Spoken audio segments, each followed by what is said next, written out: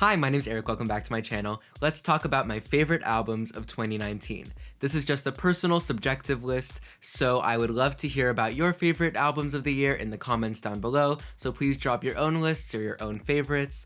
Also, I will be leaving a link to a Spotify playlist of songs from my favorite albums in the description and or the comments, so please check that out if you're interested. Like I said on my last video of my favorite songs of 2019, the rank isn't particularly important, especially lower on the list. Just the fact that an album is on here means that I really enjoyed it. There was plenty of music that I enjoyed this year that I couldn't include on this list, so in lieu of like an honorable mention section, I'll be adding some other albums that I didn't talk about in this video to my Spotify playlist. As always, please subscribe to be here when I post new videos every week. Next week, I will be talking about my favorite songs of the 2010s, and I'm very excited to share that with you. Without further ado, let's dive right into the list with number 50, High Highs to Low Lows by Lolo Zouai. This is silky and poppy R&B, and definitely give Desert Rose a listen.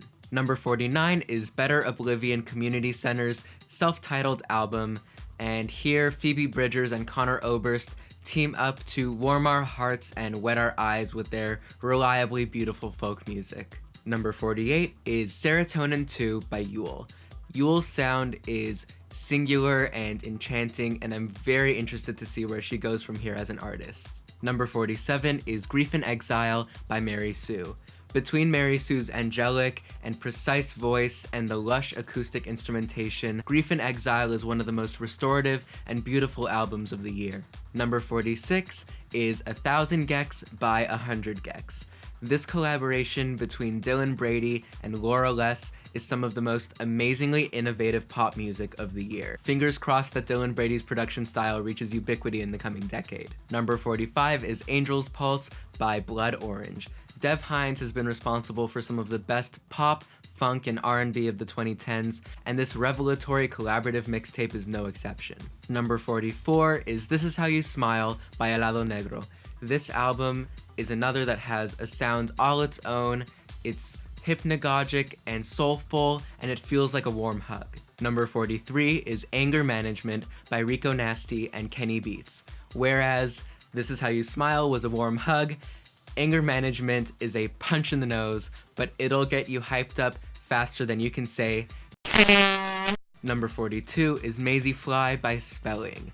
This album sounds like pop music that's being sung while walking a tightrope, so that the sound is trembling and creating something warped and new and unique. Number 41 is Crushing by Julia Jacqueline. Yes, this is an album about heartbreak. Yes, it will destroy you emotionally, and when it's done, you'll go right back to track number 1 and press play. Number 40 is The Practice of Love by Jenny Val. Jenny Val seems to look at love from out of the corner of her eye. We always know that she's talking about love, but it consistently looks so different from her unique and insightful perspective. Number 39 is The Book of Traps and Lessons by Kate Tempest. Kate Tempest leans fully into spoken word poetry here, pivoting from the world-wearied anger that fueled Let Them Eat Chaos to a newfound sense of oneness and optimism. Number 38 is Assume Form by James Blake. Whereas The Color and Everything was motivated by insecurity and angst, now James Blake is in love. And it's honestly really great to hear that lightness. Number 37 is Slater's self-titled mixtape. Between the strong Y2K influence and the forward-thinking production by artists including the prolific Aisha Erotica, this mixtape provides a nice balance of bangers and bops. Number 36 is Heard It in a Past Life by Maggie Rogers. This is a fun and energetic debut all the way through, full of heart and personality. Number 35 is Ginger by Brockhampton. I've consistently enjoyed Brockhampton's projects, and the fact that they're so consistent on such a rigorous release schedule is very impressive. Number 34 is Igor by Tyler the Creator. I think the decision to lean more towards melodic hip-hop and pop on this album was a decision that really suited Tyler because this album is compact, high intensity, and engrossing. Number 33 is Anak Ko by Jay Som. The album title means my child in Tagalog, and I think that speaks to the warmth and sensitivity of this album that also showcases Melina Duterte's indie rock preeminence. Number 32 is La Linda by Teishi. On this album, Teishi takes a number of different approaches stylistically and vocally, and the product is consistently gratifying. Number 31 is When We All Fall Asleep, Where Do We Go by Billie Eilish. I'm really hopeful that the production risks that make this a unique pop album, but that are now being played on the radio, will open the door to more weird pop and distinctive voices rising to prominence in the coming decade. Number 30 is Reflections by Hannah Diamond. This is the rare album that gets better as you listen, because as you sort of acclimate to Hannah Diamond's emotional cues, you're hit with a gloriously emotional second half. Number 29 is All Mirrors by Angel Olsen. This album is ornate, dramatic, and surreal. It's forward-thinking and evocative, combining the sensibilities of 2010's indie rock with the extravagance of chamber pop. Number 28 is Father of the Bride by Vampire Weekend. Despite its long track list, this album is always entertaining. It's warm and good-natured and feels like a meeting of old friends. Number 27 is Correspondence by Jens Lekman and Annika Norlin. I never would have thought of an epistolary album. The idea of these songs being these diaristic letters between two friends is so inventive and so wholesome. Number 26 is Proto by Holly Herndon.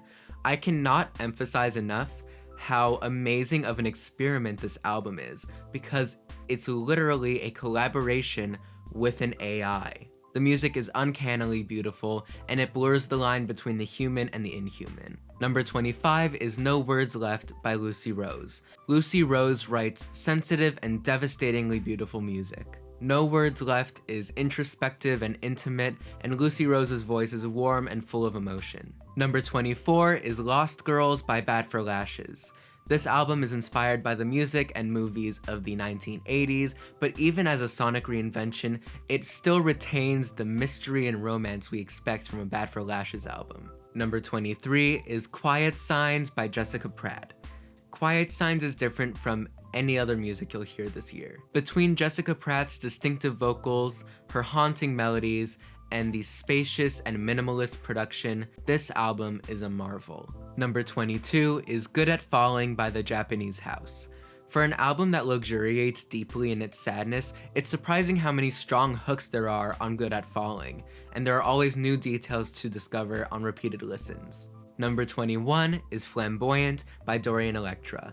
I was blown away by Dorian's vision on this album, and their one-of-a-kind voice makes Flamboyant a vibrant, multi-dimensional, and honestly iconic album. Number 20 is Solipsisters by Katy Day. Katy Day lightened the distortion here just enough to let us into her world. And with that change, I felt even more connected to her themes of change, the body, and anxiety. Number 19 is Phantom Forest by Lydia Ainsworth.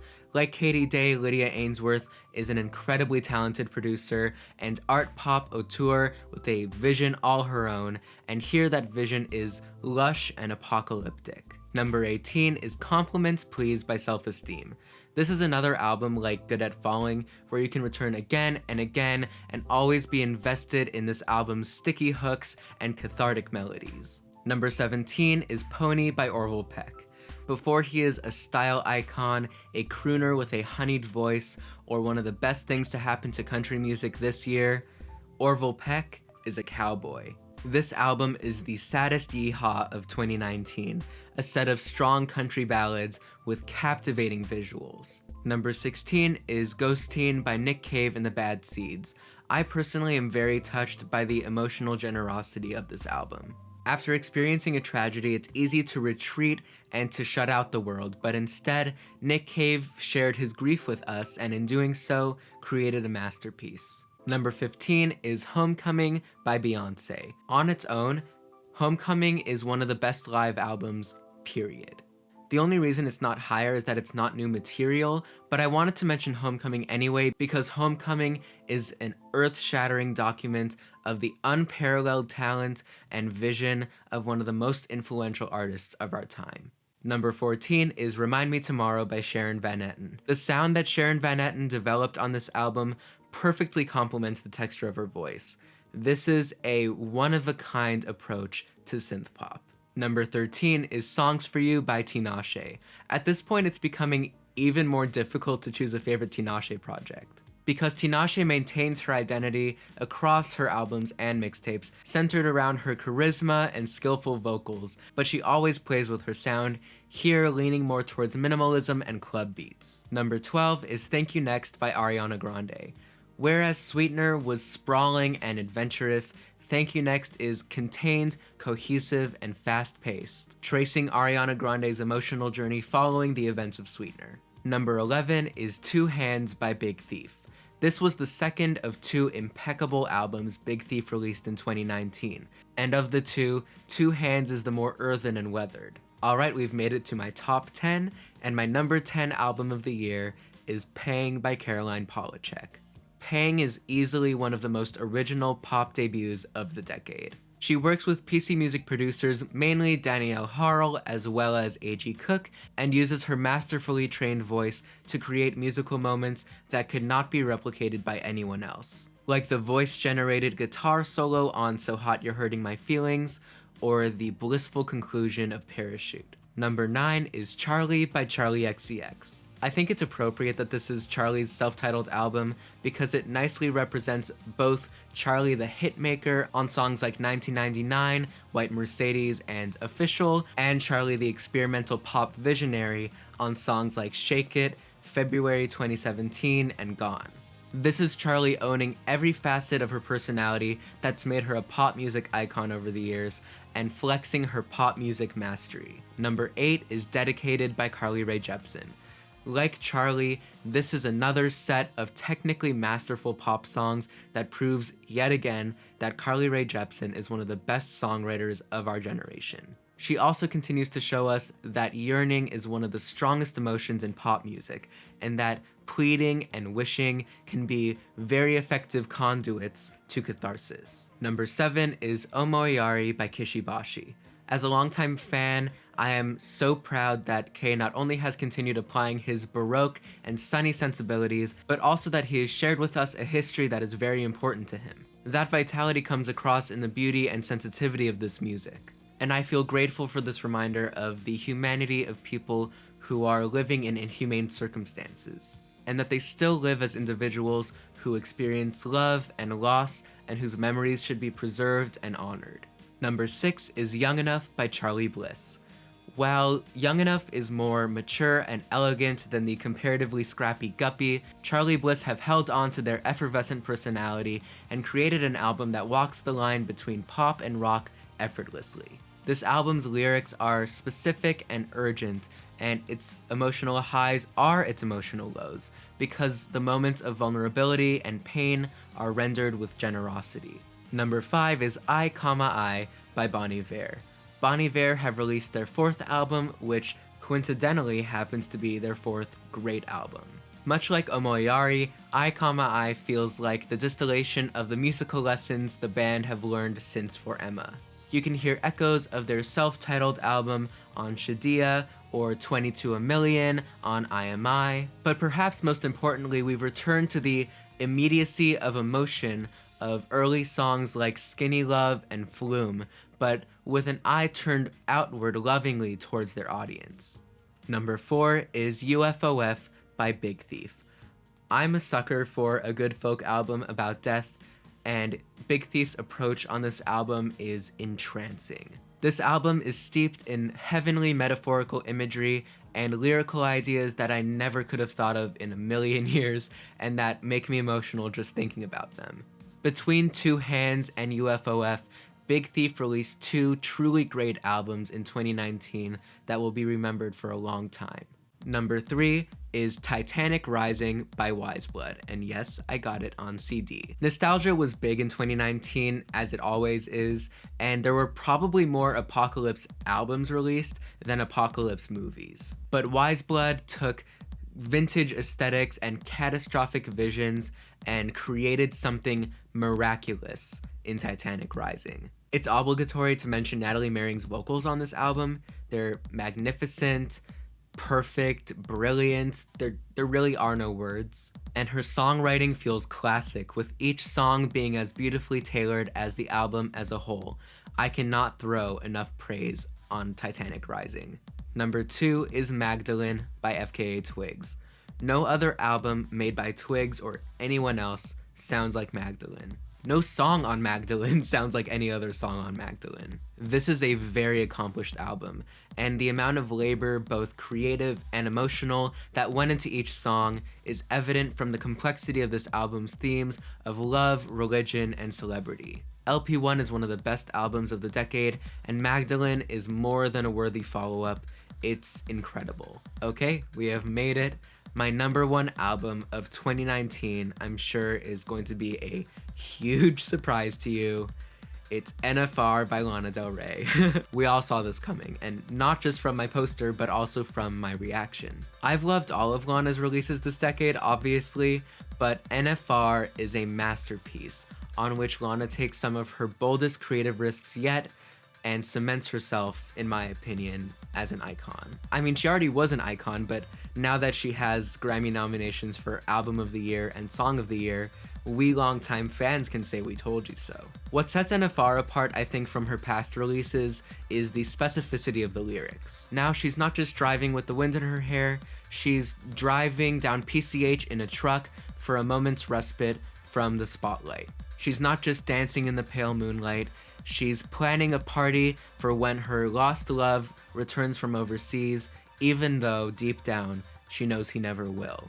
Lana fully embraces the idea of the story song and earns the apocalyptic scale of the greatest and of the title track. NFR is a defining moment for Lana Del Rey, evidence not only that she has been learning and growing, but also that she will continue to grow into her legend status. So that is my list of my favorite albums of 2019. Like I mentioned, please drop your own lists in the comments down below because I really love to share in our enjoyment of music, and please subscribe to be here when I post new videos every week. Thank you so much for being here, and until next time, that's it.